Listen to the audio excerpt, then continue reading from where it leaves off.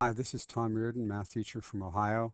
We're looking at why should we be using TI-Nspire CX. This is a calculus activity, finding area or approximate area under a curve using rectangle approximations, sometimes referred to as LRAM, RRAM, and MRAM. TI-Nspire CX, the handheld and software are now in color. Why would you want to use this? It is a learning tool and a teaching tool. It is no longer just a graphing calculator with a touchpad and in color, as I said before. Students often have a difficult time understanding how to approximate the area under a curve using left, right, and midpoint rectangles. With TI-Nspire CX, students can investigate for themselves. Watch. Here we're going to be emulating exactly what a student would be doing on his or her handheld using the SmartView emulator software. This is page 1, just kind of in color, a title page. Gives the directions on the next couple of pages, which we'll kind of zip through because we're going to talk about them. And so here we have the function y equals x squared plus 1. And you can see the rectangles have their height at their left endpoints, the red, the blue, the hot pink, and the grass stained green. And we have the areas there. Students should be able to calculate those by hand as well and would be expected to do so. The next page has the right rectangular approximation method where the right endpoint is the height of the rectangle, and it's shown there.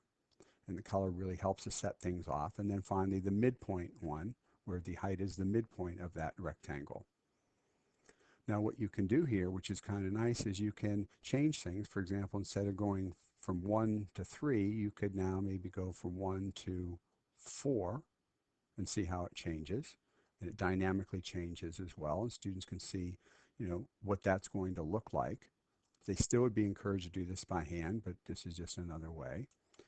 We could also even change the left endpoint.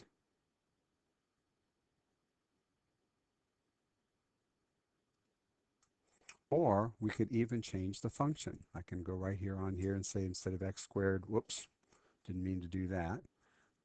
Change it from x squared plus 1 to x squared, let's say, plus 2. And you can just see what happens there. So the student's able to do some investigations without doing a whole lot of work, but then again being able to do it by hand and being able to visualize better. So to summarize, we have a picture from the left rectangular approximation method, which is about 10.8. We have the RRAM, which is about 14.8, average being about 12.8, and the midpoint one being close to that average. And the students are able to visualize this, just to use a color, how the color coordinates with the values and the areas, and just helps the students quite a bit with their understanding and being able to do these kind of quickly, but again, still being able to do them by hand. This concludes the video.